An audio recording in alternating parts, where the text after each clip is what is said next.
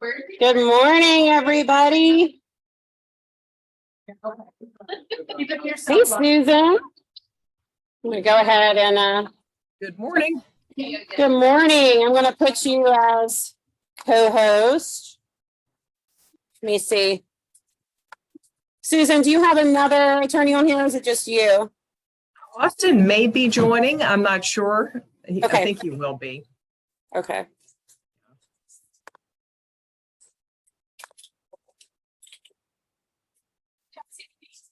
I'm prepared to take off my sweater, but I have on it. Okay, okay. Susan, I'm gonna start this video while we're waiting on Austin for everybody to watch. It's 3 minutes, which seems like a very long time when you're watching it. It's like 2 minutes and something, but I do think, yes, thank you. I do think that it's good for everybody to watch it. So I'm gonna start that first, and then I'll see if Austin's on here while I'm doing that, and then I can give him access to. So I'm going to, I just have to I have to keep us unmuted so everybody can hear. So we'll have to just be quiet while I'm doing this.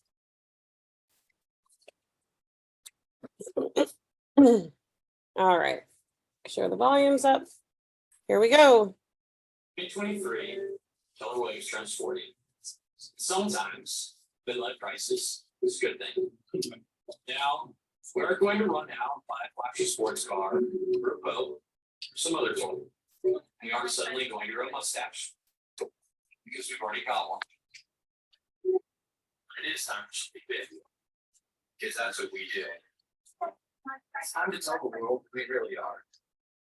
Why we were called to this. T.S. Eliot said, "We shall not cease from exploration.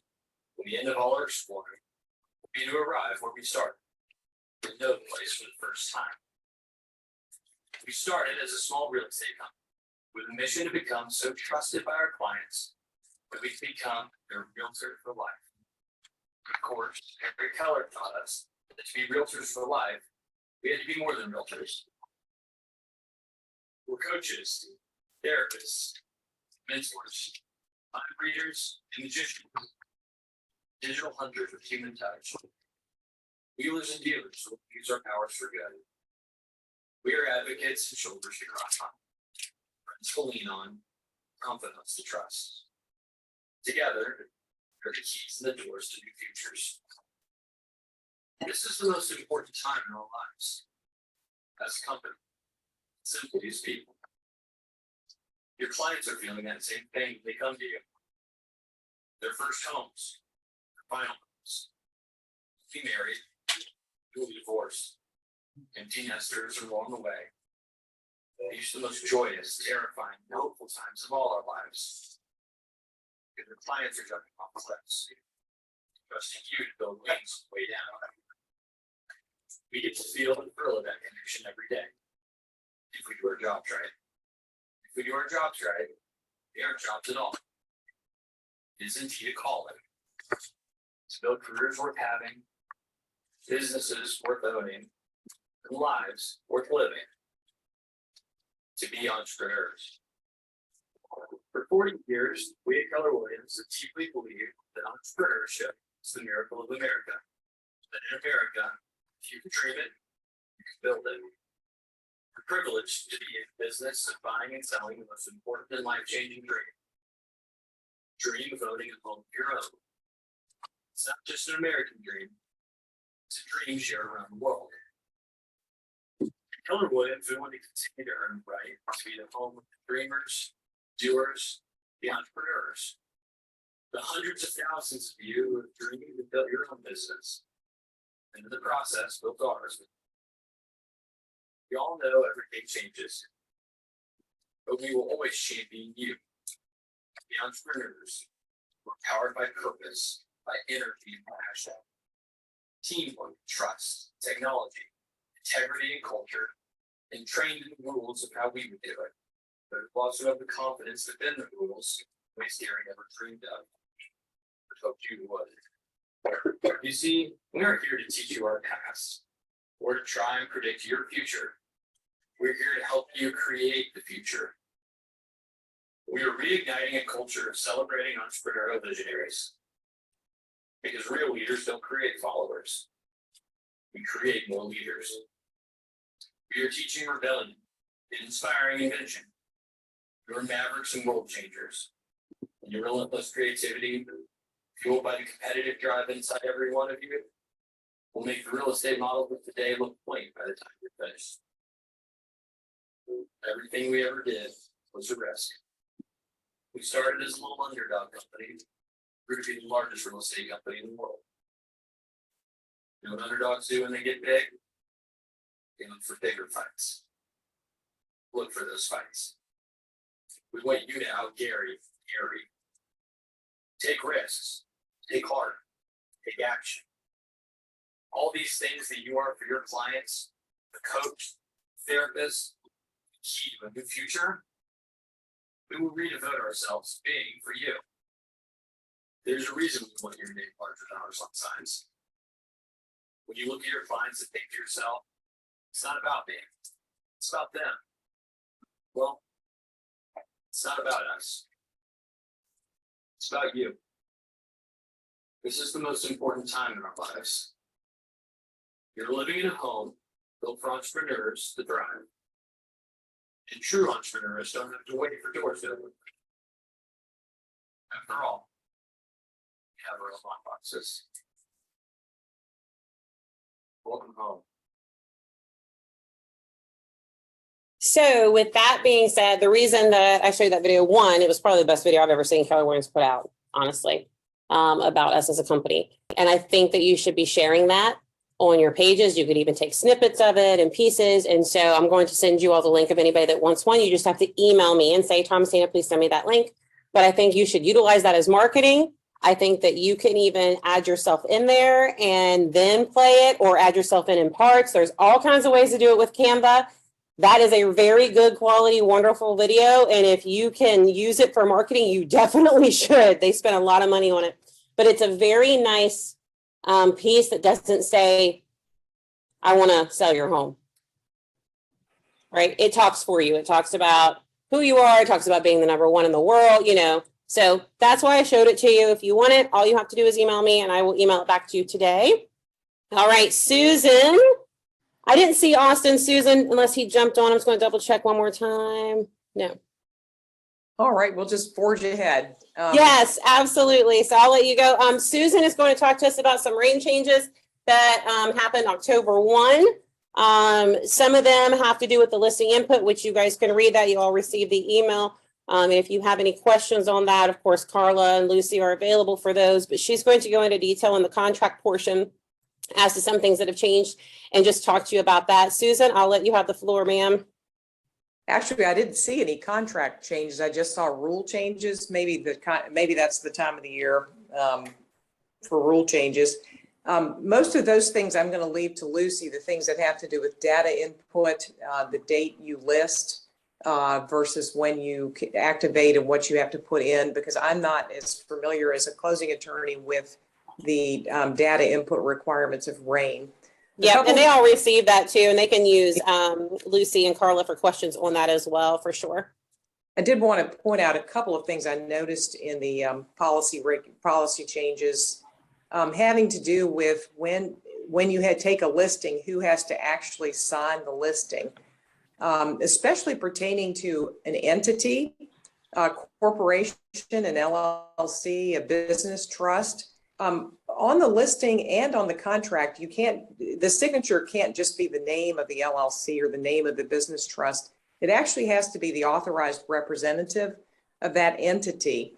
I think at that stage, you can take their word for whether or not that person is authorized, but ask them what their capacity is.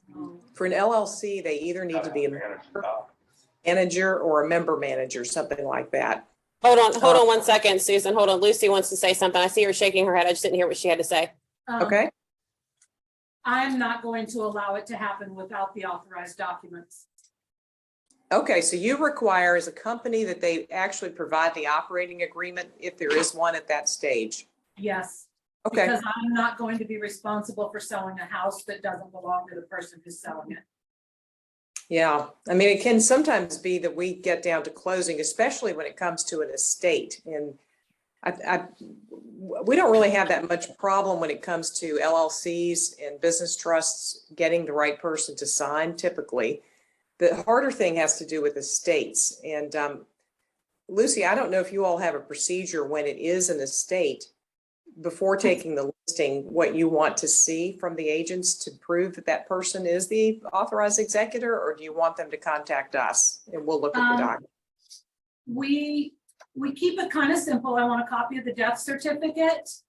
And I want a copy, especially if there's a joint owner on the title. So if there are two names on title and only one is signing, I want to see the reason why. I want to see the divorce decree, the death certificate, whatever, and then we move forward. If it's an estate, I want the document stating that this person is the executor of the estate. Because I'm not going down Yeah, to when sell a house that didn't belong to the person who signed the documents. Yeah, I think you're safe if you have a will and it's the executor to go ahead and take the listing from the executor. There are times when it gets to our desks for closing where we look more carefully at the will and realize that the executor does not have the authority by themselves to sell the property. And in those cases, sometimes we have to have beneficiaries actually sign the deed. But for the listing purpose, I think you're right, just relying on the executor. If they're representing, they have the authority to sell, but I think you're safe. In a situation where there is not a will, it is sometimes hard to ascertain who has the authority. And the question is, if there is no will, has a list of heirs already been filed with the court? And that document should be something you can rely on to go ahead and take the listing signed by those people. Sometimes those lists of heirs turn out to be inaccurate and we have to amend them before closing. But I think from the standpoint of taking the listing, yes, I think relying on the list of heirs or the will is sufficient. The executor has to, if there is a will, the executor has no authority until the executor actually goes to the courthouse and qualifies as the executor. The mere fact that they've been identified in the will is not good enough. So you're not practicing law, you're not advising them on the legal aspects of that, but just so you know, the fact of being identified is not going to fly in the end. They have to qualify with the court before they have the authority to act. So I think that was all. I think that was about the only thing on the rule changes that I wanted to comment on. Lucy, do you want to finish up your part on the rule changes now, or do you want to do that later? No, we've We've already covered. yeah, that. we covered it. We sent it out, and then we also went over it multiple times between some of the broker, and then Holly did another video on one of it too. So we did okay on that portion. So you can go to the next thing if you want to. All right, sounds good. So next, I wasn't going to talk about anything else on the RAIN rules. Sounds like you all have had that beaten to death, or at least adequately emphasized. Thomasina sent me from the listing agreement a few weeks ago the paragraph that had to do with audio and video surveillance in the homes. And of concern to her, and I think rightly so, is the paragraph in the listing agreement that says that there may be a violation of law to record video surveil while people are in the home looking at the home. There are a couple of issues there. One is practical and one is legal. I guess you all know why your seller would want to be videoing the home. They want to make sure that their personal property is safe. And they also want to tell people who might be coming through the home that there is surveillance. So if a crime happens later, they may be on the suspect list. So I definitely understand why a seller wants to surveil the home while people are in there.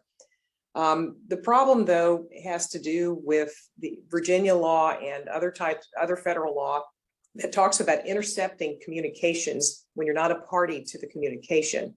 So if you've got a security camera with audio in your home and you're not there and you're not a party to that communication, can you legally record that?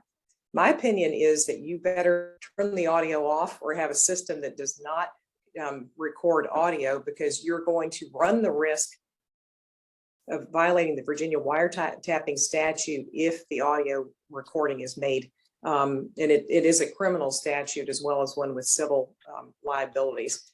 So I think if the system can be made to operate on on video only, you're going to be okay. You have to be careful though not to have a camera, and they shouldn't have a camera in the bathroom or someplace where people would could possibly not be fully dressed if they're using the bathroom while they're there, or could in any way not have their clothes completely on, because that would also violate a different Virginia law, which also has criminal implications.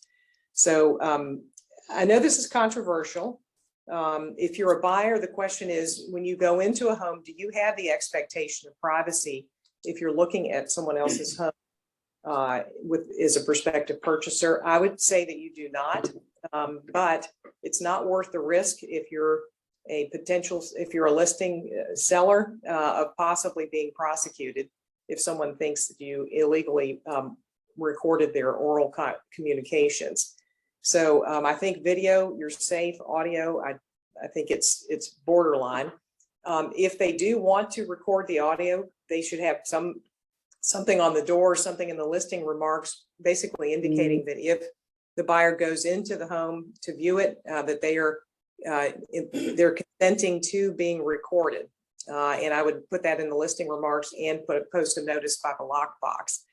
I don't know that it's important for a seller. The seller shouldn't need to record the audio, but if they don't know how to turn it off, that would be a way to cover it. Or if they're afraid it may accidentally be turned on. If you're representing the buyer, it's right there in the front of the CDIF that they may be recorded and that they need to be careful about what discussions they have. And so if you go into a home where there are video cameras, of course, you don't want to do things that would tip the seller to what you might be offering for the property, because you don't know for sure that it's not being audio recorded. So those are my only comments on that. Does anybody have any question about that particular issue?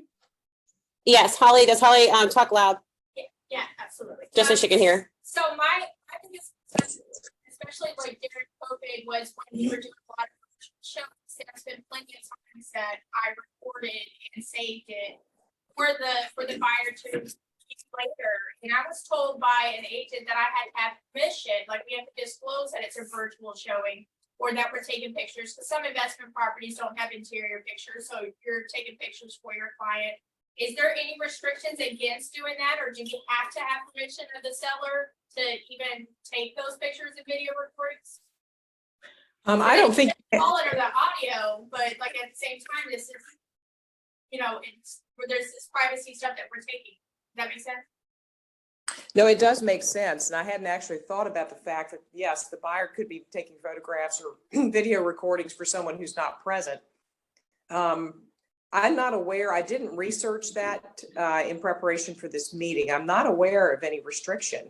The seller is inviting people into their home based on the listing agreement, and they don't have any expectation of people not doing that. So I'd say I'll look into it later, but at this point, I would say it is fine for the buyer to take pictures and video, as long as it's for the proper purpose of considering making an offer on the home, not casing out, how many firearms and gold jewelry and things like that the sellers may have lying around unwisely. But yeah, I think it's okay. And What about the Ring camera? Say it loud. What about the Ring cameras that are outside of like 90% of houses these days that do automatically record audio, and they can record, as far as like the sidewalk sometimes? I still think you've got the same issue of the audio recording possibly being considered an illegal wiretap. But yeah, I don't know how that's. I know the Virginia law says if it's a one-party communication, if one of the parties is on the communication, then it can be recorded. But I have not seen if there's any case law that says whether or not you're considered to be a party as the homeowner, even though you're not there listening to it at that moment. Yeah, that's interesting. I think I would say as a caution, if you can turn the audio off, but yeah, from a practical standpoint, people aren't going to remember to turn it off and then turn it back on when they get home after the showing or something like that. I'll double check on that to see if there's been any case law. But I would say at this point, the audio is the problem, not the video. Yeah. I mean, the Okay. video's a problem if you're Sorry. taking pictures of people who aren't dressed, so. Right. Mhm. David? Hey, Susan, it's David. What if we disclose an agent remarks, audio visual? Yeah, I would Is do it in in, process when viewing this property or something? Would that cover it? I think I would do it in the public remarks unless, Public. you know, or Lucy thinks differently, because that way the public Then remarks, disclose. intended for fire. I would, the only thing I would check on is, Carla, if you're on here, can you give Rain a call? And just make sure that that does not violate any rule that they have, because they're just weird sometimes. And weird can be good. Don't look at me like that. I'm weird and I think it's good. But they can be weird about, excuse me, the verbiage. So Carla, if you can give them a call while we're on here and then text me what that update is. And then that way we know, because we had talked about that actually at Stump the Broker. And I don't think we ever followed up on it with Rain. So, excuse me. Let's find out. If not, I think that's a great option. We had talked about it. Rebecca brought it up because she actually puts it on the door, which I said I didn't know if that would actually give notice. I mean, we don't know if everybody can read. There might be somebody who's coming in blind. You know, I go a little bit further on these crazy things, Susan, because it always happens to me. And by default, you're my agents. So I said, yes, it would cover some, but I didn't know if it would cover all. So I don't know if that would actually, be noticed. And I don't want to go so far as to be crazy and say we have to have people sign stuff before they see it, So we had actually talked about doing that. So I'll have Carla call while we're all sitting here, and then we'll have an answer by the end of the meeting. Yeah, that's great. Mhm. I Is there have any no- other questions on this? Yes. If I am showing a property and I take a short video, can I post it in media? Inside or outside? Inside. On social media.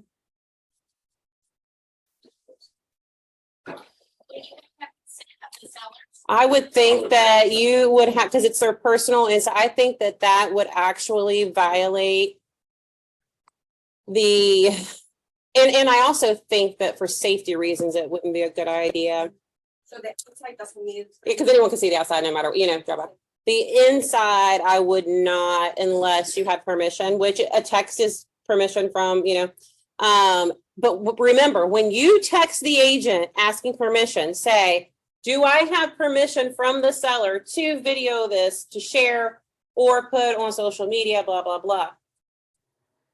I would go with 2-part questions and make sure you say, do I have permission from the seller, right? 1, do I have permission from the seller to share this with our other family members or the family? Yes, okay. Next one, do I have permission to share this on social media? Yes or no, that way you have 2 parts with 2 equal answers, yes. So is that only if like a person's personal property is in there? Or is it- No, if it's not your listing, you better get permission. Now, on your listing, you have permission to market that video and do it. Remember, it's already written in, but when it's not your listing, no, you need permission. Mm-hmm. You can. You just have to be careful. There's certain things like don't go out there and start doing this when I say you can, because there's certain rules and regulations. If you don't know them, ask me. A lot of people already know this, that, you can actually do an open house for sale by owner. You just can't list it as you're selling it. There's rules and regulations on it, but you definitely can. You could definitely still promote another person's listing, just not in North Carolina. If you're not North Carolina licensed, you cannot promote another North Carolina listing if you're licensed in Virginia. In fact, if you share one of Holly's listings and you're licensed in Virginia, they could actually fine Holly, which is cuckoo, right? Yeah.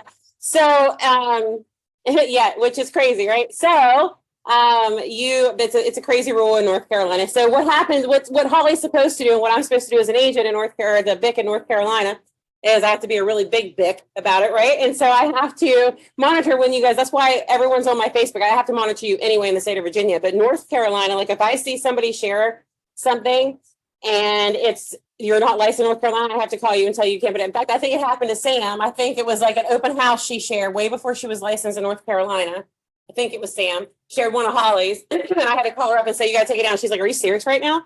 And I was like, yeah, you're not gonna believe it. She was like, oh my gosh. And then she got licensed after, but, oh, okay. Okay, Charlia, sorry. I knew it was somebody that you guys got licensed around the same. Yeah, and she shared it and I had to have her take it down. So North Carolina's a little crazy, but yes, you can share other agents' stuff. It's just that there's rules and regulations around it so you don't get fined. And in North Carolina, it's just better if you're not licensed not to share anybody's anything. Because you get them in trouble, not you. Because they're supposed to monitor who's sharing their stuff, which is not so crazy. That's crazy. So any other questions on that? Let me just, oh, nothing in the chat. So I think we're good there. Awesome. Okay. Well, thank you, Susan, for everything. Before I let Susan go, because we have 4 minutes, is there any other question that you want to ask Susan? That's something crazy or anything that came up in the last couple of weeks or anything like that? We're pretty good. They pretty much answer all of our stuff, which is great. I was just telling, it was another brokerage. I had to go to another area for a meeting with some other Keller Williams people. And it was another brokerage, and they said that they had, I think they had a joint venture with a title company. And I said, why aren't you using an attorney? And they're like, well, we get this dividend, blah, blah, blah, blah, blah. And I was like, but you're not protected. And we're all going to end up having to go to attorneys anyway, is my opinion. It's all going to go towards attorneys anyway, especially with what came out this year, right? Earlier this year, the scare everybody had. I mean, it's going there anyway. And so like when that came out, I told him, I said, when that scare came out and it came from D4 and we were all sitting there looking at it, we just went, psh, doesn't matter. We have attorneys. Like we're with an attorney. We're not with a title company. We're with an attorney. We're with a firm. And they were just like, oh. So I think a lot of them are going to be changing their joint ventures with it. So we're very blessed to have you guys. And I've even talked to a few other people who have joint ventures with attorneys in our area. With attorneys, I really respect. And they just don't have the same customer service that you guys have by any means. I've been doing this for 16 years. And I just so everyone in here knows, I actually had Susan as my closing attorney for my personal before I ever got into real estate. So I've known Susan since 2003 on the real estate side of things, and there just isn't anybody like them. There just isn't. I mean, you guys are great. So round of applause for Susan, guys, and Austin and everybody else there. You guys are just great. So thank you so much, Susan. I don't think anyone else has questions. I talked for a couple minutes just to see, but I think we're good. Yeah, I could do one more thing if you want. Otherwise, Yeah, go ahead. Yeah, we always welcome it. yeah, and this is experience one of you all had. If you're selling a condo or a property owners association and you designate yourself as the recipient of the documents on that form, what happens if those documents end up, if the email from the association ends up in your junk mail and you don't discover it for 3 or 4 days afterwards? Did you receive those documents on the day that the association emailed them to you, or did you receive them on the day that you found them in your junk mail? That is a question. And does anyone have a guess on the answer to that? Holly has her hand half raised, which means confusion. Yeah, so.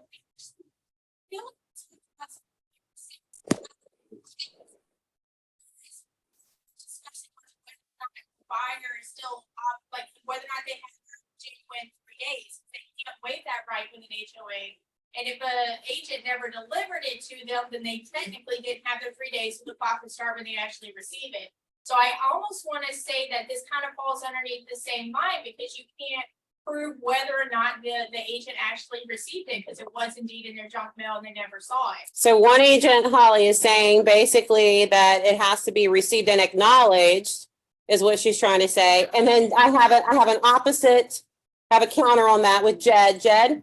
I disagree because of the statement of like what is received and sent document. If it's sent in an electronic form, it says that when it's timestamped, that is your time that you received it. If it went to your junk mail, that's on you, and you should never accept documents. from Can the I buyers. agree? Your buyers signed the document saying that you're allowed to accept those documents for them. Yeah. So your buyers have already given you permission. Yeah, I agree with the statement that you should not. I'm going to also add though, and be a devil's advocate, because I do know the answer to this, but I'm just playing both sides here.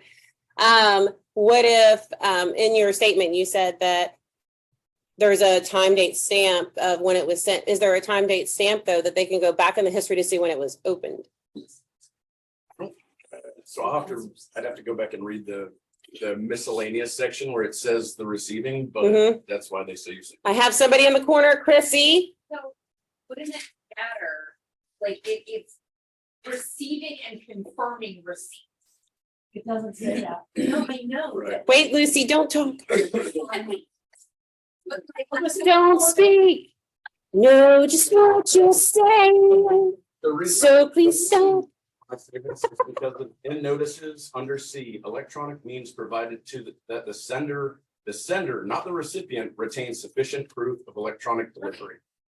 Okay, so now wait, we got one more and then Susan's going. This is a good one, Susan. I mean, when using HomeWise, you put in multiple email addresses.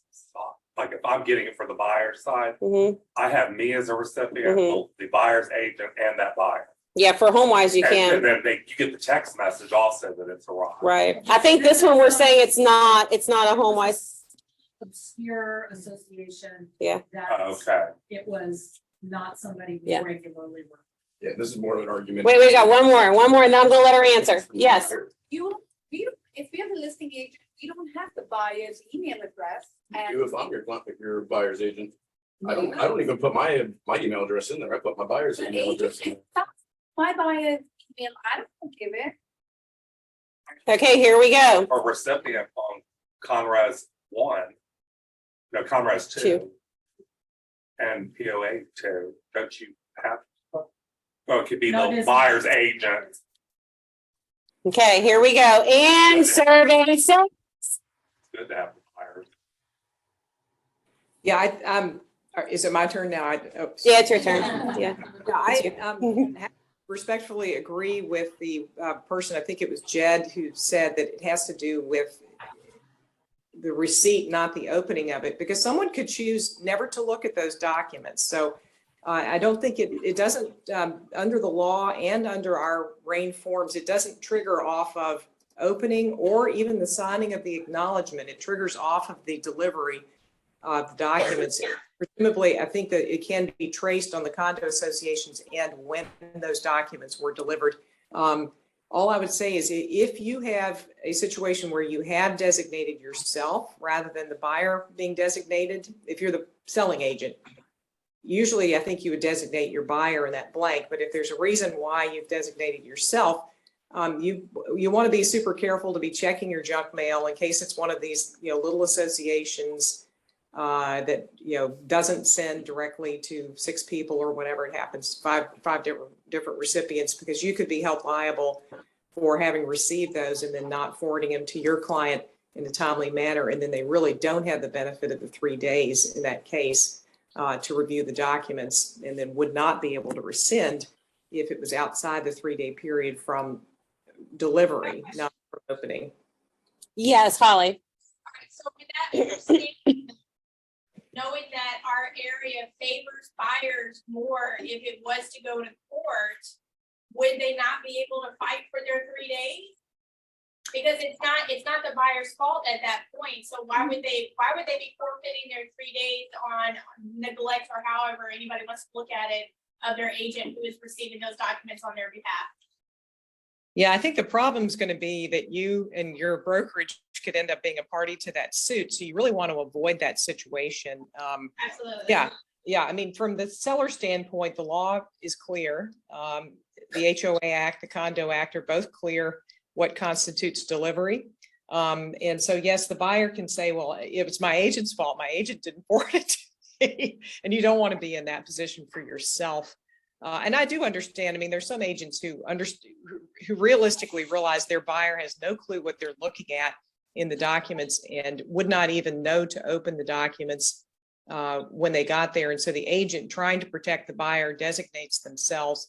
And I understand that, but if you do designate yourself, you want to be super vigilant, especially if it's an association that you've not dealt with before and you don't know whether or not you would receive their documents if they're sent to you.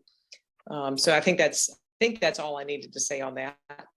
Was there anything else that? Encouraged to forward y'all a copy of the documents too when we receive them, which is part of the reason why as buyer's agent, I received them, so I can make sure that y'all get y'all's eyeballs on them too. Well, from our standpoint, for preparation for closing, we definitely need the resale certificate. But we are not, in the 3-day period, we are not reviewing the documents for the buyer's satisfaction in the 3 days unless the buyer specifically engages us to do that. So if you send it over to us, we're assuming that you're sending it informationally so that we can put the right numbers on the HUD. I'm not the HUD, boy, that dates me, on the CD or the Alta. If you have a buyer who wants professional review, please, you'll have to let us know so that we can do it quickly and can look at things other than just the financials, which is what our paralegals are looking at is the financials and the compliance inspection. They're not looking at anything else in that packet unless we're engaged by the buyer to do it within the 3-day review period. But yes, we can if someone asks us to. Yeah. But we need to know. It's like, I always tell the buyers to make sure that they at least go through like the summary, the first few pages to look for those special assessments. Yeah. You know, they might be buying into a special assessment that they're not prepared for, which could be a deal killer. But I also looked at you guys as a safety net too, because I didn't know I needed to take that extra step saying, hey, I'm sending you these so that you can look these over for the client. Yeah, because they're not gonna just, you know what I mean? Yeah. Yeah, and we may charge extra if we're talking, having to go through the reserve study, and it depends on what level of depth the buyer wants and if they have any particular things that they're looking for. Are they looking for, pet regulations or something like that? They can't have their, I mean, they're 90-pound mastiff or something like that. yeah. But it's on them. I mean, that's the whole thing. It says it's on them. Yes. Yeah. I don't want to read it. I do think as a buyer's agent, representative for the buyer. Yeah, I mean, the whole reading and not reading thing, like, I'm not going through the rules and regs, but as an agent, you should look at the resale. Only as a listing. You should look at the resale. Someone tell you, listen, agents do not do their job. And violation. Like, For that house, yeah, I mean, and if you were, but not, that's more of a listing, you know what I mean? Then. Well, the bottom line is, it is on the buyers, to make sure they read that. Even if you did read it, interpretation of that is not on you, remember that. You're not an attorney, you're not, you are the agent. So it really isn't in your job description to read every single one of those, to be able to regurgitate that back, because you could misunderstand something and actually say it incorrectly. I always gave it to my agent or my clients and I said, I am not familiar with this association. I said on every single one, even if I lived in the neighborhood, I am not familiar with this association's rules. I suggest going home, reading it, and also having an attorney look it over. Our attorney, unfortunately, is not going to be able to look it over without additional fees. I can find out what that is, and it's probably better than most fees, but you can look it over and see it. If you love the home, definitely do it. The best thing that you could ever do, if you don't really want to read this, is walk this neighborhood and ask the neighbors. They've all lived here. That's something that you can actually, so I tell them to do their due diligence, If it was me, I wouldn't just trust my agent anyway. I would want to read it, take it to the attorney, I would actually pay extra money to do that.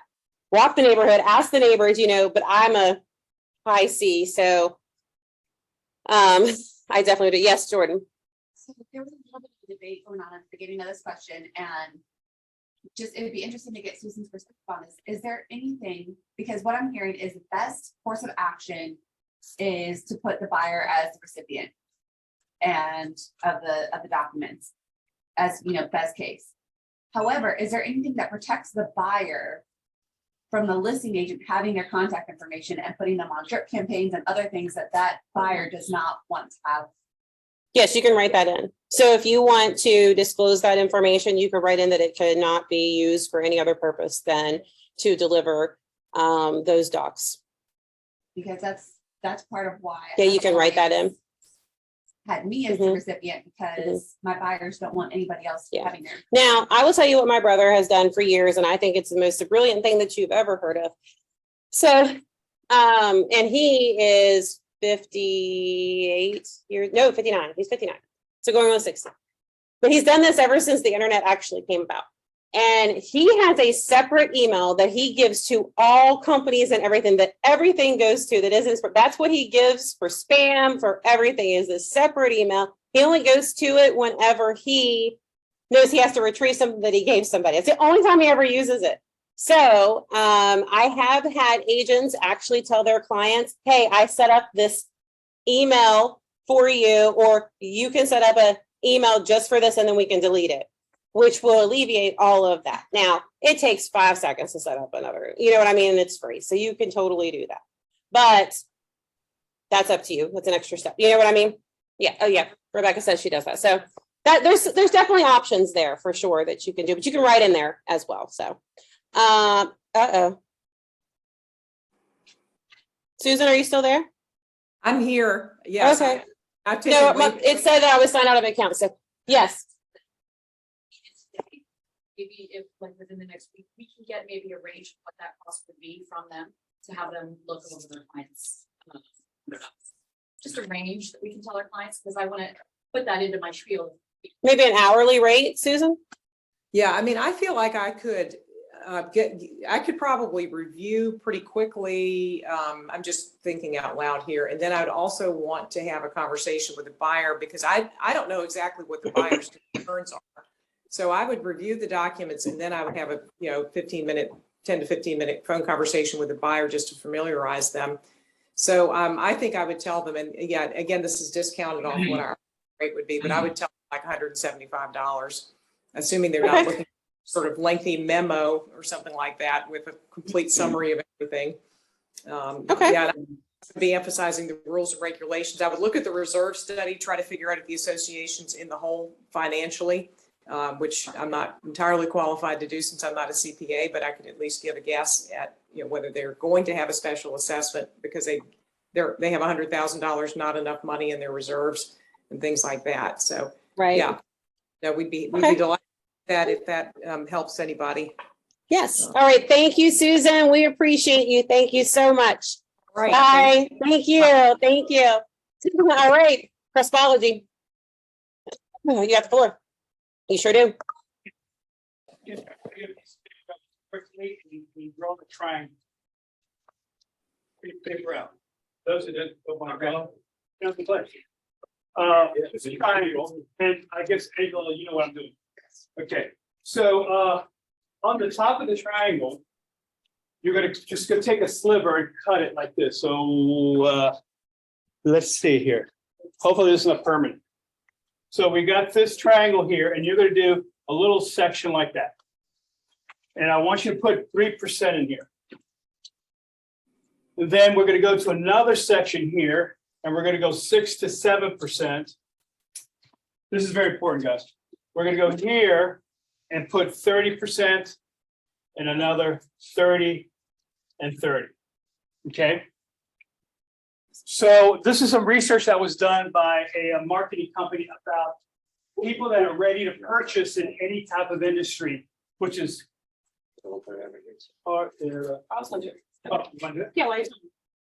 okay, so I had we had to come on here, come to these about this, and which is kind of like, oh my. So on the top, those are the people that are ready to buy anytime in most markets right now. So there's 3% of the people out there that are ready to list or sell in most cases right now.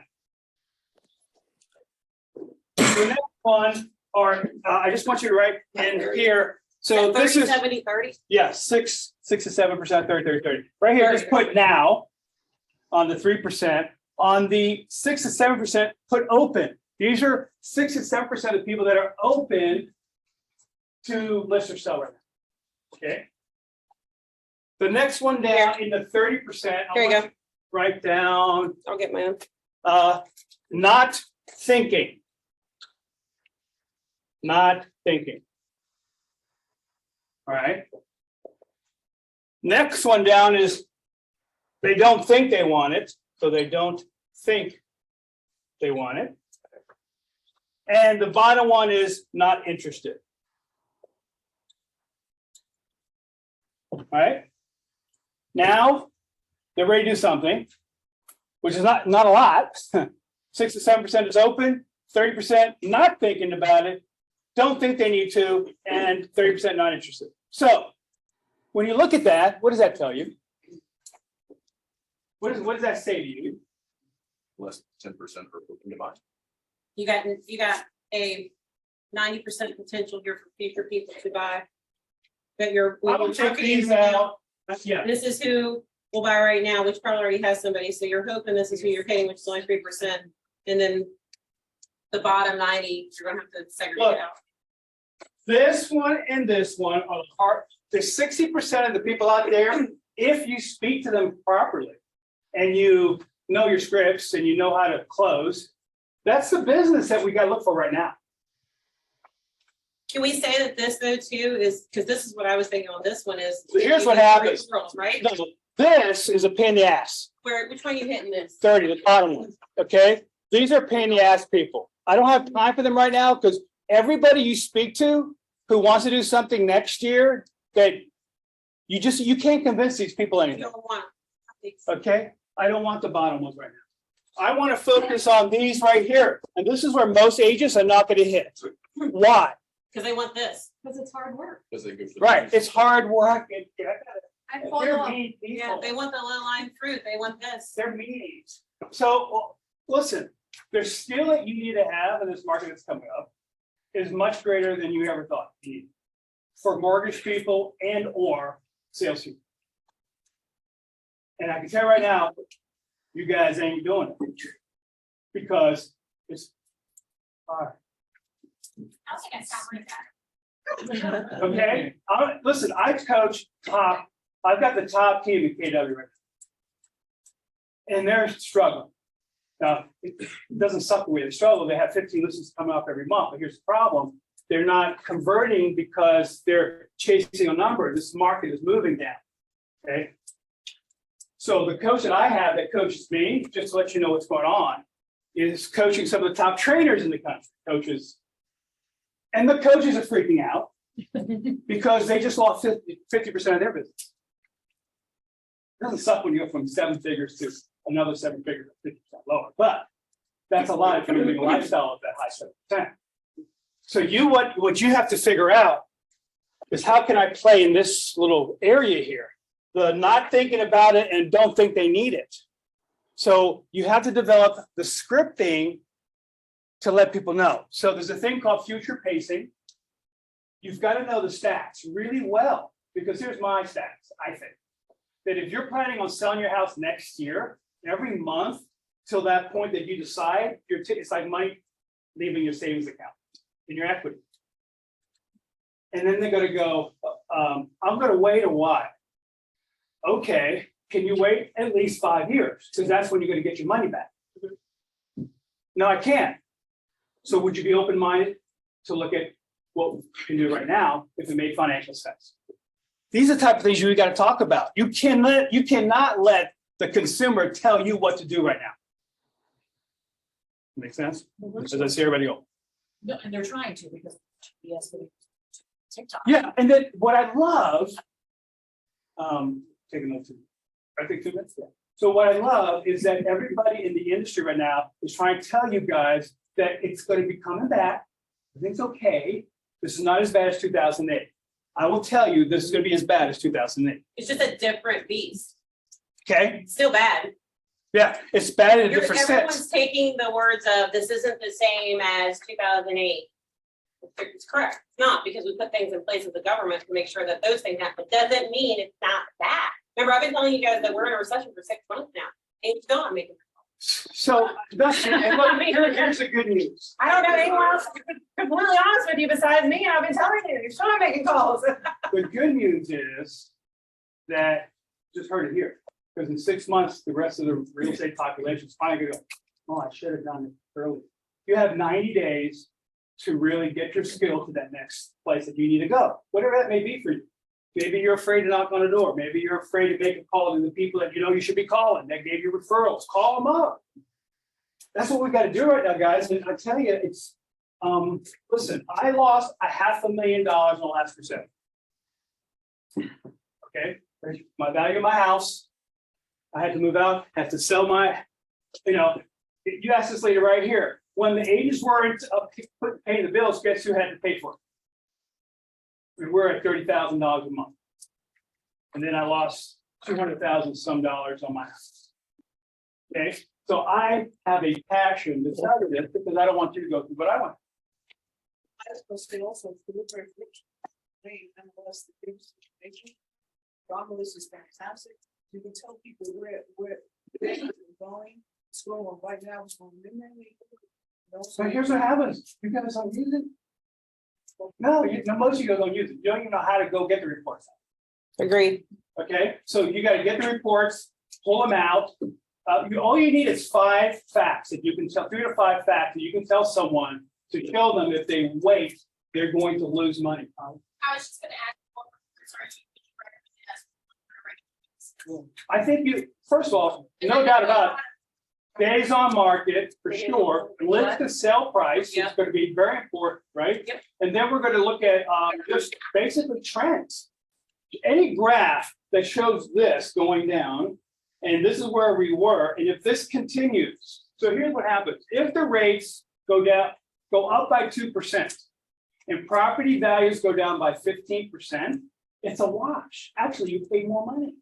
So these people that are waiting are nuts because I'm gonna wait the rates go, okay, great, or the properties go down. So it goes to 9. I believe by spring, we're gonna see 9 or 10. Yeah. Did you all see the last video I did? That said, you didn't listen to your realtor, right? Last year, when it was 2.5%, you could have bought a $625,000 home. Where now, with the rates the way they are, you're buying a $350,000 because you thought realtors just opened doors.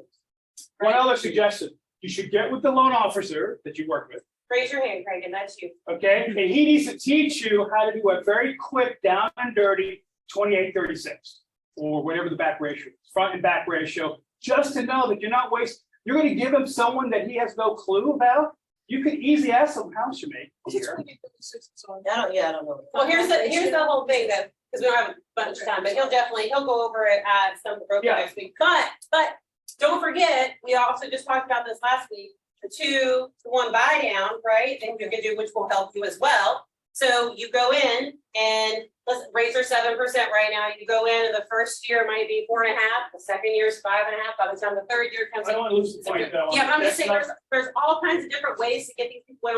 The bottom line is the rates are going up, not down. Right now, for the next 5 years, it's gonna be the cheapest. You're probably going to get a rate anyway. So unless people are gonna wanna wait forever, it's crazy because you can just refinance later on. We were Go brought ahead. up as kids not to ask people.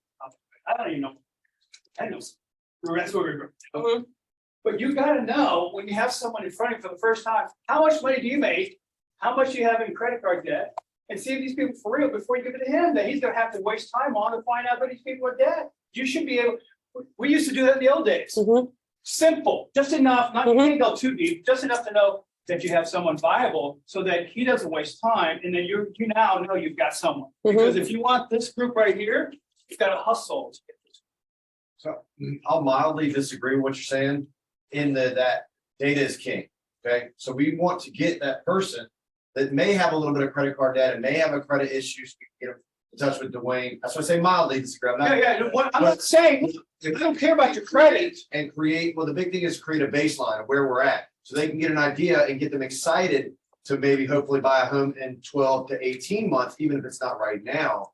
I agree with what you're saying. Don't send me somebody that's got $500,000 worth of debt and they. Yeah. I'm not talking about credit, I'm talking about salary. No, I You understand. know what I'm saying?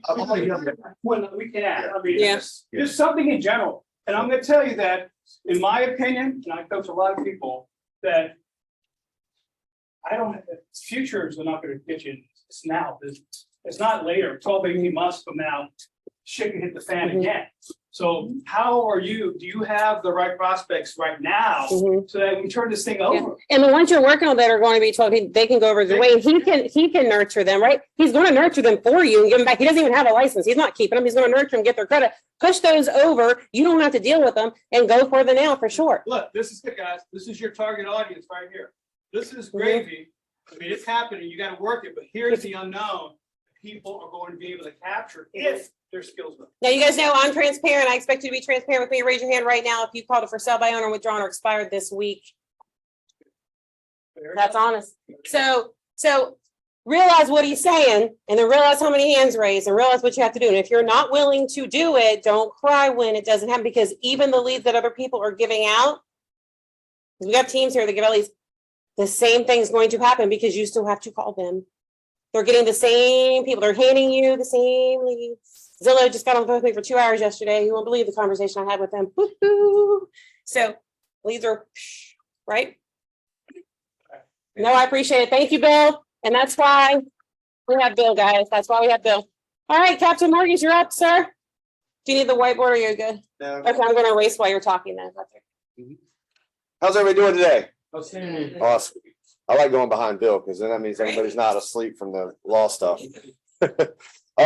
So some of you might know that I went to a conference for my company in Huntington Beach very recently, and we had some good speakers. And one of the main speakers that we had is Barry Habib. For any of you that do not know who Barry Habib is, he is the mortgage guru in this United States of America. If you ask any mortgage banker in Hampton Roads that I know, they all know Barry Habib, and I'd say 75% of them watch his daily updates because that's where we get our information. I say that, and to kind of, I'm going to piggyback on a couple of things. I'm glad he spoke because I'm piggybacking on a couple of things he said. Talking about the rates going to 9 and 10, Barry Habib said no. He said that we're in quarter 2 and 3 of 2023, we are going to see a small refi boom of the people that are buying now. The rates, he's predicting that the rate's going to be in the 5s, not the 7s or 8s, which is a good thing. However, nobody has a crystal ball. I don't. Barry does it. Bill and all the things. Nobody knows. Big thing is, you've heard me say it once. I'll say it again, and I'll continue to say it until the rates are back in the 4s and 5s. Marry the house. Thank you. We got half. All right. Next time we're going to get the whole. But yeah, date the rate, man. Because at the end of the day, who cares about what the rate is if you can just refinance? That'll piggyback or circle around to what we talked about, the 2-1 buy down. So I have done my research now. So it cannot be paid for by the buyer. It's got to be seller paid, lender paid, right? You cannot use it on down payment assistance programs. You can't use it on a couple other things, but you can use it on FHA, USDA, conventional, and VA. You can use them on all those. So 2-1 buy down, meaning you have a 7% rate. Your first year, your rate is 5%. Your second year, your rate is 6%. Okay. We also offer a 1-0 buy down where your rate is 7%. The first year, it is 1%. It is 6%. Okay. And then it goes on to 7% from there. Okay. The cost to do that, it varies per loan. It varies per loan amount. It varies per loan type. Understand? Does that all make sense? All right. So that's the 2-1 buy down. Another thing, guy that I went and saw that Prosper Insurance put on for us was a gentleman they brought in from Texas. He's a mortgage banker, and he speaks to people and all the things. And he taught me one thing that I really enjoyed. And I feel like I'm pretty good at talking to people. Some of us are not, or they're trying to get over humps. And he gave the FORM technique: family, family, occupation, recreation, and motivation. So when you go speak to somebody and you're having a consult with them, you got to get them to like you. Because there's 30 realtors in here and there's 30 different personalities. They may mesh with Jed more than they mesh with Christy or Minesh or whoever, right? So the big thing is, who cares who they mesh with? You just want them to get them to like you for the 20, 30 minutes that they're in front of you. So the best way to do that is empathize. Anything that they say, empathize with them. I'm not saying, oh yeah, I had a Harley 2000 back in the day too, fat hog, exactly what you have. No, don't do that because they're going to call you on your bullshit because they're going to start talking about some straight pipes and you're like, oh yeah, that too. Anyway, no, I digress.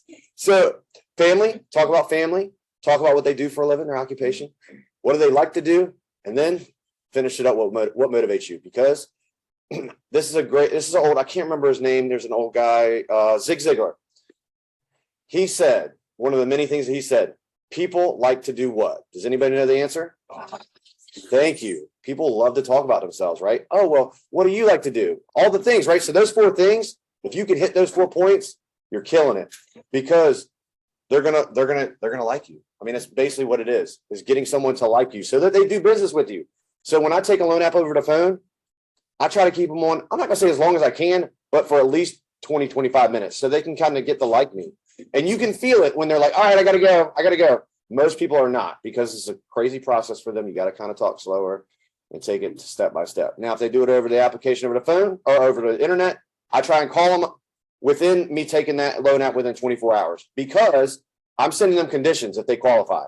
And I want to get to know them a little bit. Now it's my turn to turn on the charm, right? Turn on the, hey, how you doing? Nice to meet you. Look forward to doing business with you. So that being said, success ratios. Bill talked about it. Like I said, I'm hitting all the things. Bill talked about success and doing the different, things. So success ratios, when you're playing baseball, what's a great baseball player? What average is a great baseball player? 300, right? What's that? 3 out of 10. What's a Hall of Fame baseball player? 4 out of 10. What's a crappy baseball player? 2 out of 10. At the end of the day, they're still a Major League Baseball player hitting 200, or they're an all-star hitting 300, or they're a Hall of Famer. So my point is 2 out of 10, 3 out of 10, 4 out of 10. You got to have reps at the plate, and you're going to strike out, and you're going to miss. You're going to hit ground balls and not make it to first base, but you're also going to hit home runs, and you're also going to get doubles and triples. My point analogy on that is you got to continue to call, like she said, because if you're not calling, somebody else is calling. I can guarantee you. Scared money does not make money. Do not be afraid to be on the phone. Do not be afraid to get told no. Do not be afraid to get hung up on. I mean, I call my little leads that I get sometimes, and they hang up on me, or they don't answer, or they whatever. I don't care. What, they don't know me really. They might Google me after they get off the phone. But at the same time, I'm like, I don't care. So that's that kind of the mindset that you have to have. So, all right, I'm almost done. Let's see. So, yeah. Are you familiar with the Miss America pageant organization? That's not sports. I'm going to get to a point here. It's not sports. I'm making an analogy for you specifically because. So I can do an alcohol one. Yeah. Yeah. One margarita, 2 margarita, 3 margarita, floor. Correct. There you go. Holly, keep you jolly. Okay, so new conforming loan limits. FHFA, the Federal Housing Association, has not come out with them yet, but there's like all these collusion about, oh, it's going to be this. So it's 647-200 are non-conforming, or I'm so sorry, conforming loan limits. They're saying it's going to be 715. I've heard rumors it's going to be higher than that. What that means for you, that means that the rate is going to be better at a higher purchase price, or loan amount, I should say, at a higher loan amount. Okay, does all that make sense? If you don't understand that, catch me afterwards and I'll explain that more in depth, because I feel like at least half the room understands conforming loan limits and things of that sort. We already talked about that one. EMD. So we all know majority of us use Jones Walker Lake, and Jones Walker Lake uses credit card system. They do not have a prompt on their credit card system that I know of that says debit or credit. I do hear that they've got a thing that says use debit only for an EMD. However, I just had a client with Jones Walker who did their EMD with a credit card. He's a very smart individual. I'll just leave it at that. He's very smart. He's an engineer. He's not a dumbass. And he paid it with his credit card. And I said, hey, bud, did you pay with a credit card? Oh, yeah, I did. Okay, well, that sucks. Now you have to go and get a check back from Jones Walker, and we have to do the actual whole process over again. Thankfully, he had money in the bank to be able to go and correct the wrong. However, there are some of us that are getting full closing cost assistance, and they only had that $1,000 in the bank. Now we have a problem. Because guess what he did? Once he paid off that credit card, he went and paid, because he's an engineer, he went and paid out of his checking account that credit card immediately that day, because he didn't want that money. He's just, he's got that mindset. So my point is, I'm asking you all to help us out as lenders. Please reiterate, if you use Jones Walker Lake or anybody title company, just make sure that they know that they cannot use a credit card. All right. No credit card on 3. 1, 2, 3. That was great. First, we want some things to them. That seems to like turn the light bulb on. Mhm. But I've noted, like, before I started saying that, even when they would still try to. And a Yeah. smile Mhm. and a grin. Yeah. Financing. Yeah. But Yes. for What I would tell them is it has to be liquid cash. It cannot be bought on credit. It can't be, you can't finance the down payment. It has to be liquid cash, it has to be actual cash in the bank from somewhere. Okay. Oh yeah, follow up with your loan officers upon ratification. We talked about this before. I'll continue to bring it up almost every single time. Because if you get a ratified contract on Monday, and let's say I missed the email, which I don't usually, but let's say it happens, and then you hit me up on Wednesday, you're like, hey, did you get the email? Or Thursday, did you get the ratified contract? No. Follow up. Don't just send an email. It's your money, it's the borrower's money, because guess what? There's a possibility that they qualified on Monday and they don't qualify on Wednesday. Okay, so just know it's part of your deal too, to make sure that loan officer knows that you all have a ratified contract. Don't just send an email. Send a text message. Let them know. Let them have at least. You don't get a received back, because I always send received. If I get anything important, I'll send a nice little received or thank you or whatever, congratulations, whatever. So make sure you do that. It's very, very important. Oh yeah, and I think that's pretty much it. Other than that, I'm having a mortgage 101 class. We have not set an actual date yet, but we're gonna get one in before the end of the year. I thought we had a great class. Other than that, any questions? No? All right, good. Make sure there's nothing on the thing. Nope, we're okay. I don't have anything there. All right, thank you, Cragen. Here I go. All right, let me just see if, move this over. Sarah, are you guys on here? I don't see them. I don't either. All right, Tina is though. Tina, you have the floor, ma'am.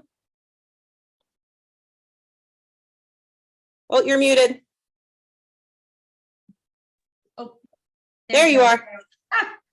I hate I'm not there in person, but I'm trying to get 100% so I can be there Friday night. So I had to weigh my options here. I'm fighting bronchitis. But anyway, the market's changing. Seller paid warranties are coming back. I'm going to keep reiterating that. So don't be afraid to write it in the contract, either up front or during the ICRA, because they are being paid. Questions in regards to it, don't hesitate to reach out, because I'm just a phone call away, you all. Text message, whatever it takes, let's get them protected, because I'm excited to see that people are talking about warranties again. So that makes me feel good. I love it. I love it. Does anybody have a home warranty question for Tina? Don't forget, listings get the free home warranty. Make sure you put it in all your listings as well. Yep. All right, perfect. Thank you, Tina. We'll see you Friday. Oh, Yes. wait.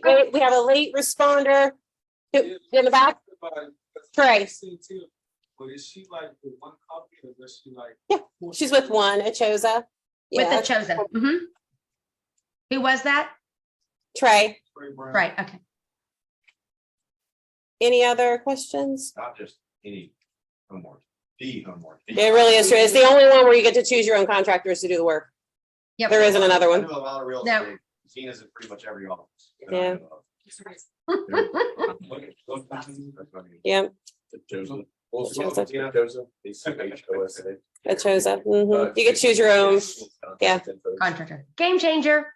Game changer, yes. All right, thank you, Tina. I'll see y'all Friday. Thank you. See you Friday. All right, so Dwayne is stuck in a meeting right now, but as we were talking earlier, Dwayne will take any of the clients that you guys have that needs to work on their credit. If you send them over to him, he will actually nurture them, get their credit up and going, and he will send it back to you. He's not licensed, so he's not going to keep them. He just helps you get those people up and running so that he can send it back to you in order for you to take them out to buy, or if they have a home to list. Yes, What's Friday? Yeah, I don't know. we'll get there. Yeah. None of us knew. No, Text or events.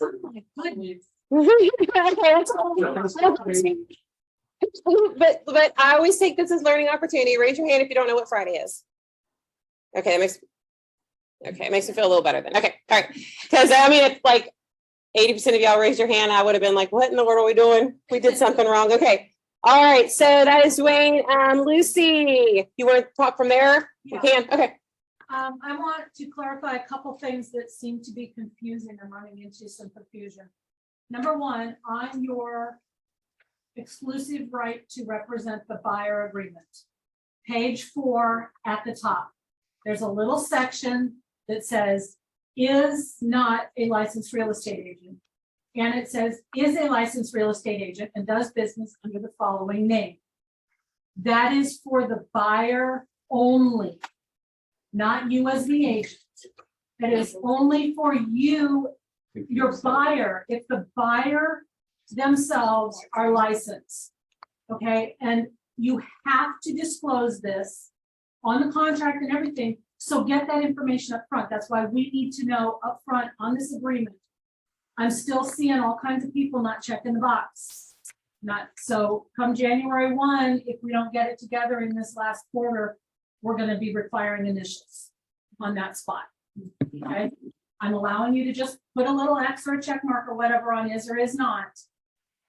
If we can't get that filled out, we're going to have to make that a required signature spot.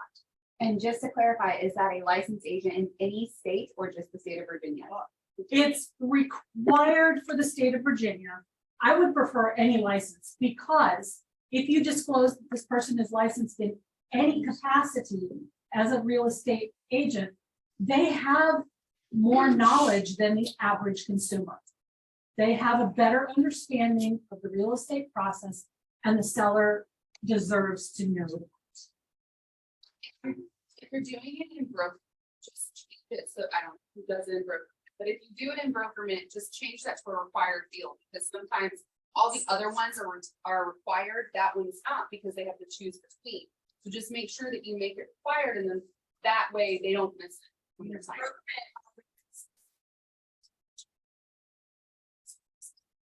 Yes, exactly.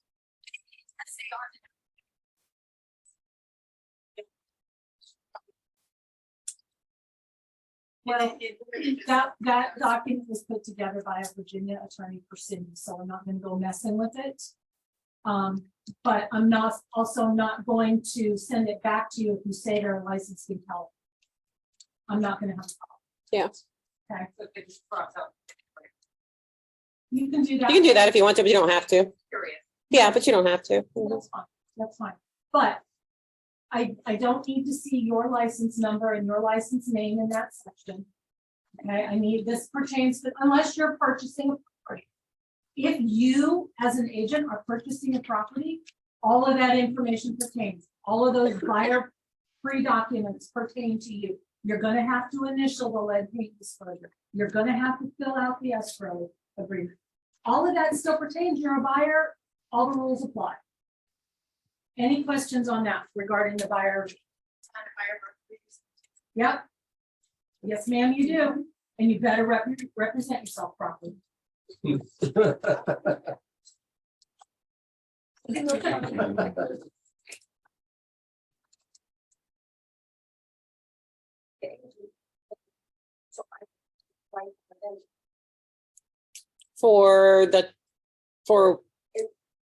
For disclosures, you mean, for you to say? For your listing and the buyer and buyer's agent were related, how's this?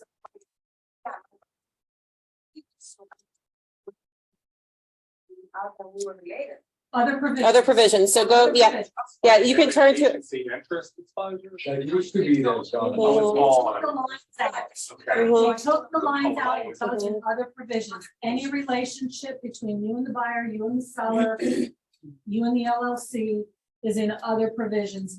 Because they took the lines under agency interest disclosure. Yes. Does that include ex-husband, father of your kids, if you're divorced, that you No, don't have to disclose that? nope. Okay, all right, one other thing I need to clarify that I'm also running into. That's okay. You think of it. I have some things that Carla wants me to talk about while you think of it, okay? Turning contracts on time. She's received a few contracts that were ratified 2 weeks ago.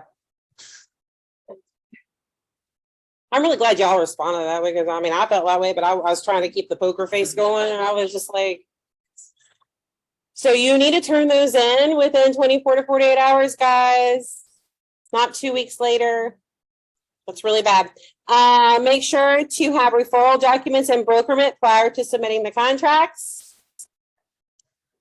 Because she's paid things out and nobody knew that there was a referral, then she had to go back and take money from you, and it's a mess. So make sure that if there's a referral, Op City, Ojo, Agent Pronto, because she's paid out 7 different Op Cities this week and 5 different Ojos, and half of them didn't have it in there. So we're getting a lot of leads and we're closing it, which is great. But she has to know that's where they're from. There's no way for her to know that when you're just protecting. It's not anywhere on anything. But she has to know that. All you have to do is hit the referral, put it in there, and then put, upload that that's where it's going, so she knows. Closing dates. Please keep her updated with closing dates. They're checking, but no one's responding. No one's telling her anything. And so what's happening is our financials are wrong at the end of the month because she keeps asking about a closing, if it's happening or not. No one's responding to her. No one's returning her calls, emails, texts, which is pretty rude. So you have to be able to tell her if a date has changed, and then any listing information that you have as far as putting in a listing, changing a listing, any of that, make sure you copy her and Caitlin, because Caitlin is still, even though she moved, she's doing some remote work until we get someone full time, but copy both because Caitlin works from 10 till 2, So just copy both on that so that she has it. Did you remember what you were going to talk about? Did. I knew it. Okay, go ahead. I want to clarify also the difference between a walkthrough at the end of contract and a walkthrough at the end of a possession. Mm-hmm. Because I'm getting Yes. feedback from agents because I'm requesting a walkthrough at the end of the contract period. And they're saying, no, the seller's still in there. We'll do the walkthrough when they move out in 6 weeks. That does not help you. The walkthrough at the end of the contract period still needs to happen because that ensures the property is in the same condition it was when you went under contract and the major systems are all in operating order. Because at the point of closing, your buyer is now the landlord and responsible for all repairs after that. Yeah. That seller possession walkthrough is for whatever tenant landlord agreement that they have come up with. Okay, and there is a seller possession agreement that spells it out, even if you're not taking a deposit, even if you're not taking any rent, it covers all of the things. Make sure that that current homeowner transfers their property insurance to a rental policy because the buyer is now going to have coverage for the dwelling and it's not going to cover the couch, the love seat, the computer, all of that. So make sure you know the difference between a walkthrough at the end of contract and a walkthrough at the end of possession. I'd like to add something to that as well. Go for it. If you do the seller possession agreement, if you sign it through Authentisign, you erase the signatures off the walkthrough because it's going to have your client sign the walkthrough immediately. And if you send that to the other person, you've already signed the walkthrough before they've even started their possession, you pretty much screwed your clients. But even if you've got zeros in all the spots, you're not taking any money because this was part of the negotiation to get the deal done. The seller can stay at no cost. Use the document because it protects both parties. And then you've got that walkthrough at the end of the possession. Yeah, but if you didn't do your walkthrough at the end of contract, how do you know? You don't know. Okay, that's what I got. All right. Thank you. Thank you. Before I have this up, let's go through this because I was trying to make you work to see it. Congratulations to all of our mothers to be.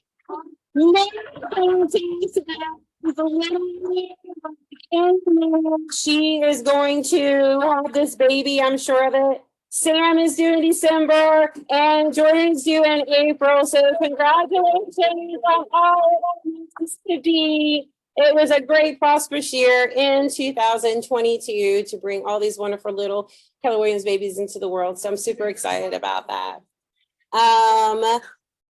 October 12th, 12 noon here, tomorrow here is Stump the Underwriter. So a lot of you guys know Jimmy. He was an underwriter for years. So he's going to go through the underwriting process. He's going to let you ask questions. He's going to let you just drill him for that hour, 12 to 1 tomorrow, on anything with underwriting. So he's not coming in as a loan officer, he's just coming in to see how he can help you with the underwriting process as far as for you to understand it. Craig, and I think it'd be great for you to come and drill him, but that's just me. I just, because I think you'll have, yeah, I think it's great. But it's going to be fun. I've had him do it at least once a year, every year. It's always a good time. People come up with the craziest questions. I have yet to see him not be able to answer one. He really does know the underwriting process. I think he knows the underwriting process where he knows the loan, huh? Yeah, that's true. I mean, it's true. So yeah, absolutely. So he just opened up his own company. But he's been with a bunch of different ones. So Bay Coastal was his, but he's been with Movement. He's been with Dave Bruchette. What's his?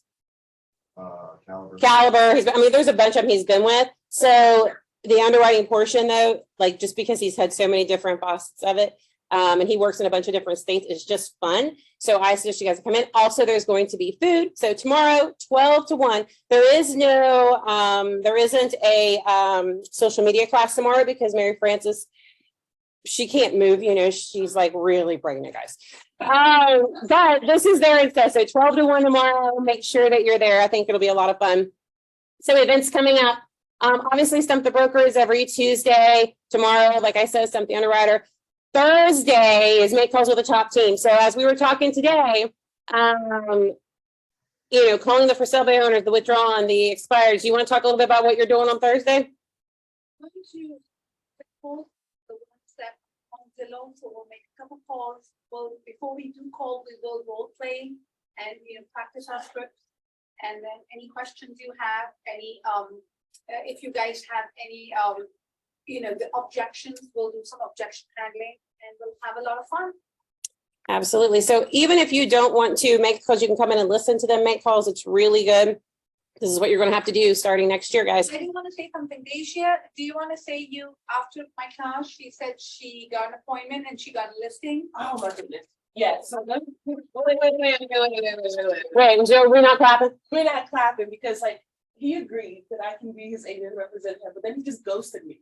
For some. But it's- reason. but But that's that's still still Okay, sure. It's okay.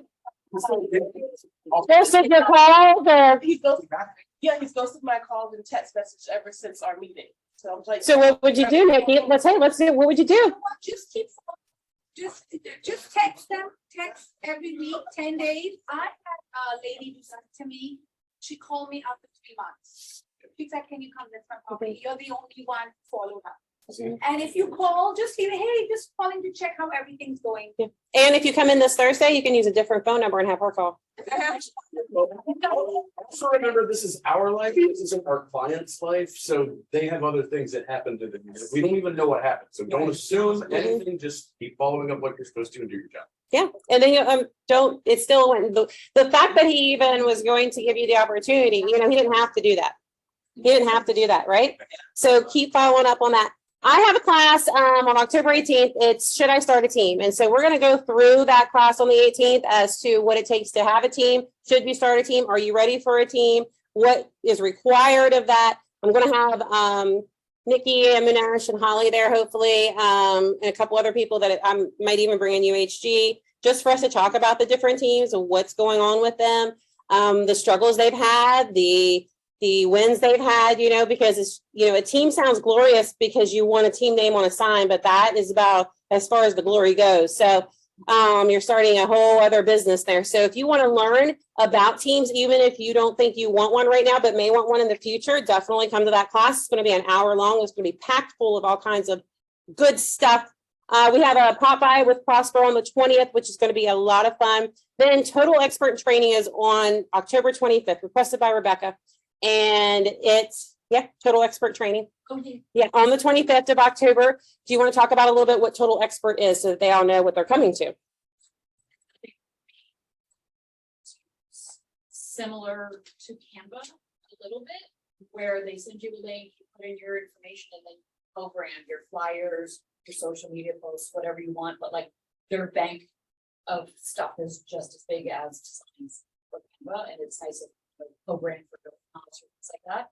I haven't even actually dug in any more than that. And I've been dying to, so. Yep, so it's just some training on it, just to see if it's something nice that you want to use with Jess, and she's going to have that training. There's some few others. Go to the, you can go to the events tab on our Facebook page, which will tell you everything. We have the chili cook-off coming November 3rd.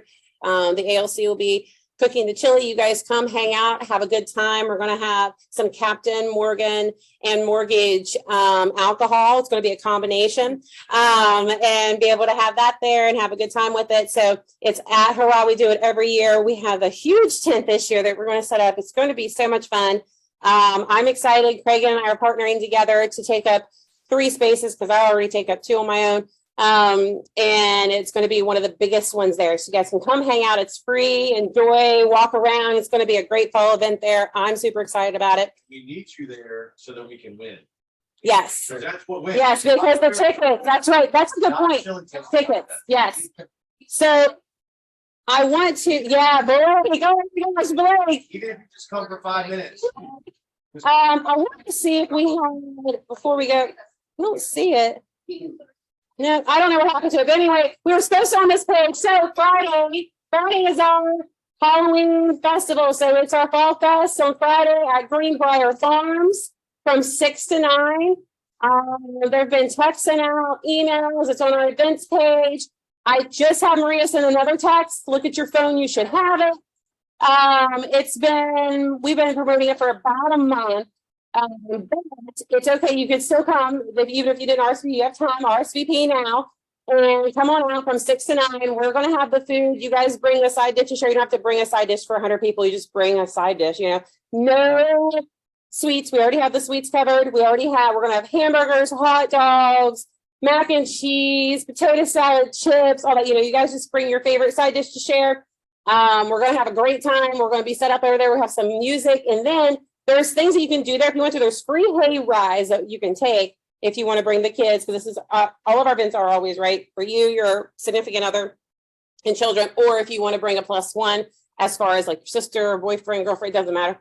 You can totally do that. But there's going to be free hay rides. But there's also a haunted house there. We're not paying for the haunted house, but you can pay to go through it. Like me and my family we do it every year anyway, so we're going to go through it.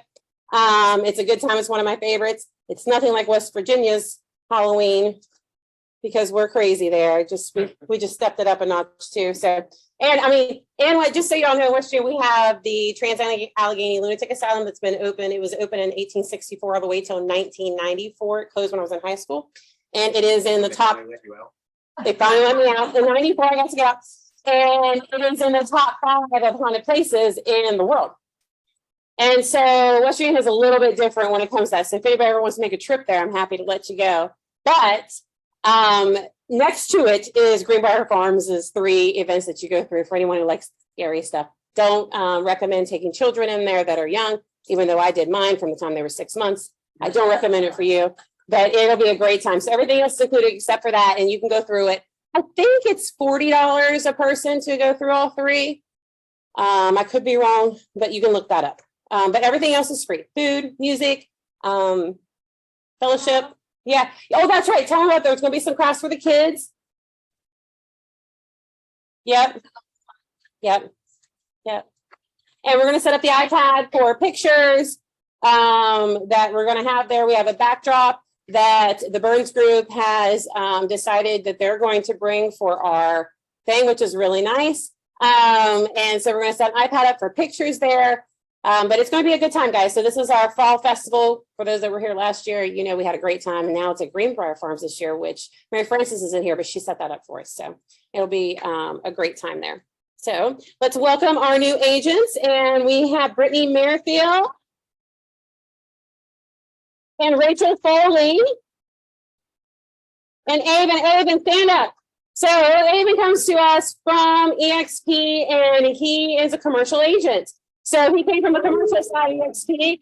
He came over, and Holly has brought him in to be part of the Burns Group. So he is going to do commercial on that side, and I think it's going to be a great asset. He's got a lot of training and knowledge behind him. He also owns a construction company, So he has the ability to get you guys a lot of help in that area. So he has a construction company that he owns. Do you want to tell them the info for that in case they want any picker quotes or anything like that?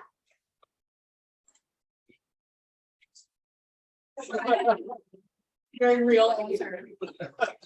Very real answer. So he has the construction company that you may have access to next year, and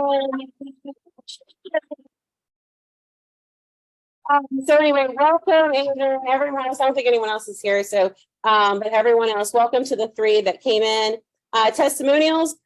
Rebecca had a wonderful testimonial. I think she had. Did you have two? No. Yeah.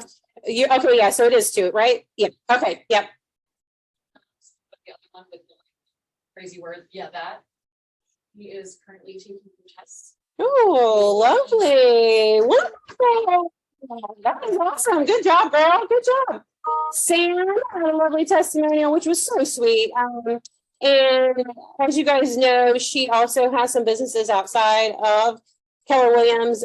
She has coffee shops that we all like to go to and have meetings there and whatnot, and coffee. And then she has a wonderful dog business. She just hired a trainer who trains. So you guys all know Vice, my Malinois, you know, you went there training. She just hired a trainer that does the same stuff for Vice that I had for Vice. So he now is there, and I was going to put his video in there, but I just didn't have enough time. So he gives discounts to military and police as well, and he does basic training as well as defense training for the dogs. So, and he doesn't just do Malinois, he does all dogs. But I just said that because you guys, most of you all know that my dogs are Malinois. So I have 3 of them. So they definitely need the training, and I love it. And he's legit. He's really great. So he just started yesterday. Yeah, yesterday. So another referral by Holly. Holly's kicking ass in the referral department to everything. All right. All right. Top agents by you. Oh, to the video. There we go.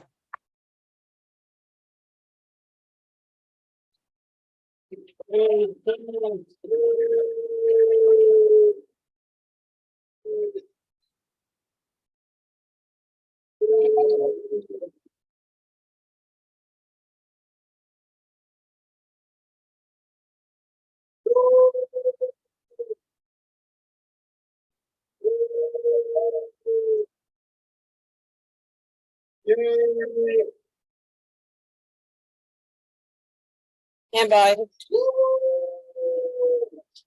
All right, congratulations, everybody, for the top agents. Okay, $1 Million Club, who got into it this month? Let's see who we added.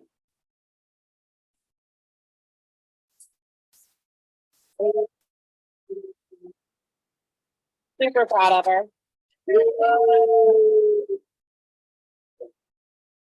Congratulations, we have added those two to our $1 Million Club. Congratulations. Oh, birthdays.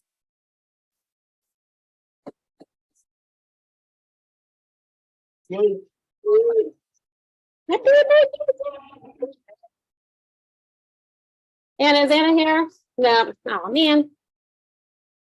Jimmy Ray's not here. Happy birthday to him. Sandra. Mary Frances. Sarah Merlanda. Jenny Kavanagh. We had a lot of birthday here.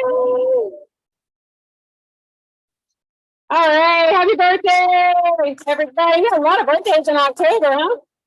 Anniversaries.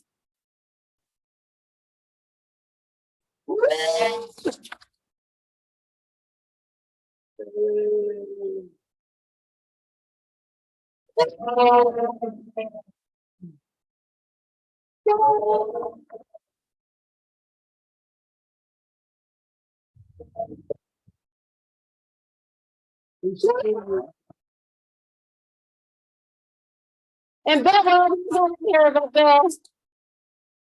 All right, awesome. Our vendor, we don't have any extra vendors this time, but we are going to close in prayer and then we will be done. Lord, thank you so much for this wonderful group, and thank you for the beautiful fall that we're having with production and the weather. I just pray that we continue on through winter with the same or more production for each and every family that is in here and those that are online and those that are at home.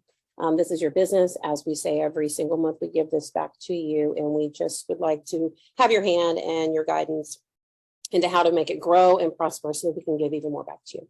It's in your name we pray. Amen. Amen. All right. You guys are good to go. Thank you so much. Oh, we did have. I can't even see. Aw. Sorry if I took your seat there. No, you're okay.